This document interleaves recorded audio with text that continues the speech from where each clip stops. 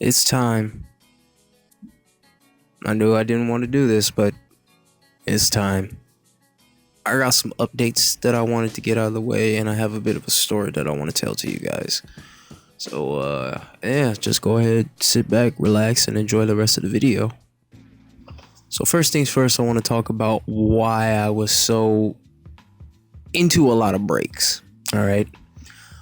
For one, I moved houses. Yes, this is surprising, I know.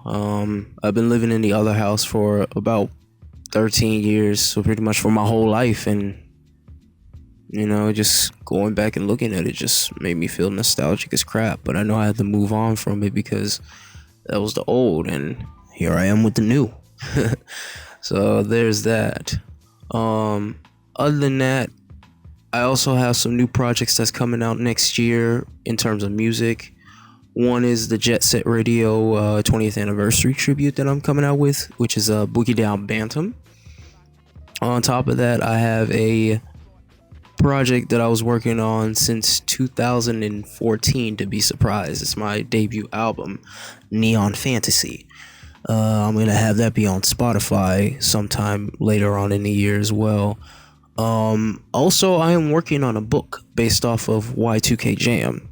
If you guys don't know what Y2K Jam is, go check that video out. It's actually a really nice song that I worked on actually in 2017. And, it's surprising how big that song got, even though it was just a regular sample practice that I did. And that actually parlays into what I want to say next about what's been going on. I recently just had a reality check with my brand and my situation with music. A few days ago, I realized that I had a Google Knowledge panel. Now, if you guys don't know what that is, it's like those little blurbs on the side of the Google search engine where they show the artist's information. And I realized that I had mine, but what really scared me the most was they used my legal name and government name, and that's not what I wanted.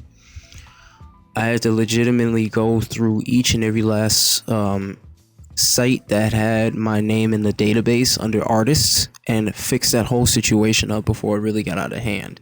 I don't like my government name being used a whole lot, and on top of that is the reason I like to keep my personal life private, and I like to keep my business life out in the public.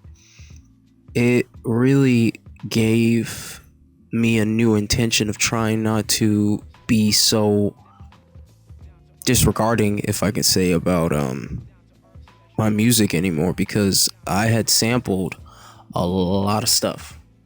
And what I mean by a lot of stuff, I sampled a shit ton of stuff. On top of that, the fact that I really needed to rebrand my whole business with, publishing with ASCAP and BMI, licensing and everything like that, with distribution and all that good stuff. I really wanted to try to rebrand myself for making better music, and I didn't want to have something that was illegal, if you must say, or it didn't seem fitting. What do I mean by heavily sampled or such? Well, from 2012 to 2015, many tracks that I released were just mainly edits, bootlegs, and unofficial tracks. And I did get in trouble with legal action because of that in 2015. There was a remix that I did of an old Ghetto House track. It was called Sega. And what I had intentionally done at first was post a remix to my Bandcamp account. And the original artist, who I'm not going to say his name, got at me.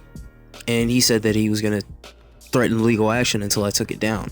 So I took it down, and I felt very uncomfortable how he came at me with the situation and how unprofessional he sounded. But I still respected his decision.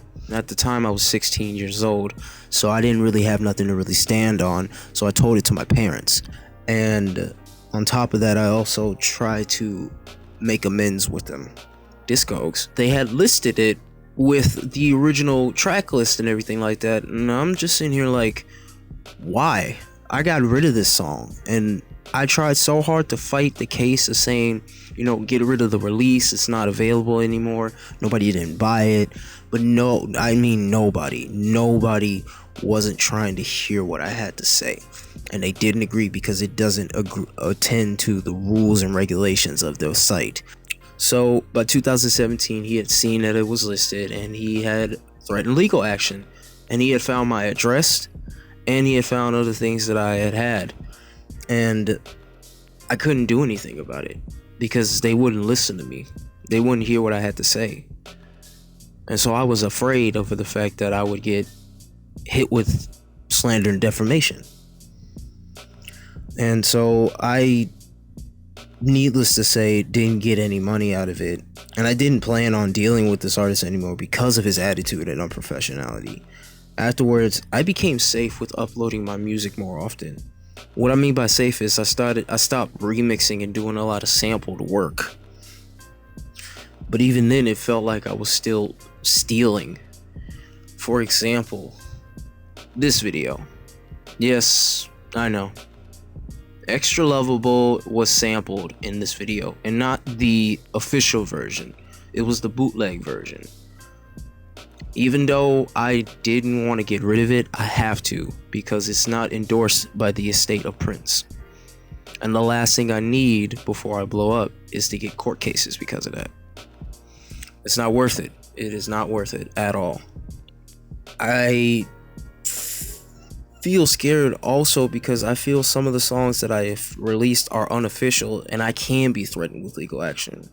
I don't have a publisher, I don't have a business, and I don't have an actual label for releasing my music yet. And that's not enough to make me feel lesser in life, because I know once I start getting into my music business, copyrights will be coming and knocking at my door.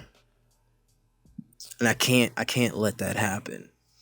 I have to make this choice not only for the brand, but also for me as an individual not to get doxxed. You know what I mean? So I say all that to say this. I got new material that I'm going to release in the coming years, but every song that I made before 2017, with the exclusion of Vapes and Waves, I'm getting rid of. I just feel as if though they're unprofessional. They're stolen, and most of the time, they're not even legit. And I don't want to have any other legal issues with any other artists because I remixed their music without their clearance. As much as I don't like these new copyright laws that comes out, I have to abide by them. Otherwise, I won't be able to make it in this world.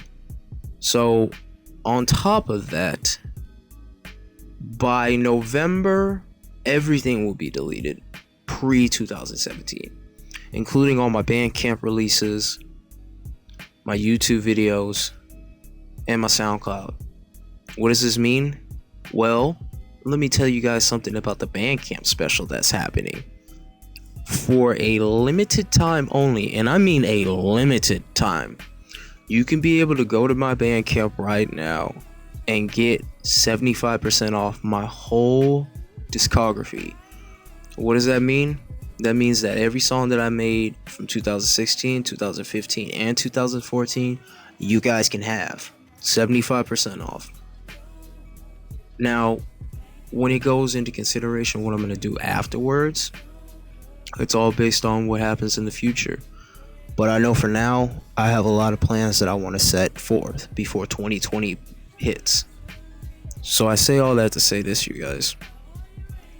Be on the lookout for some new material coming in the next year, because it's going to rock. And I don't think you guys want to miss it at all. With that being said, this is DJ Shadow, signing off.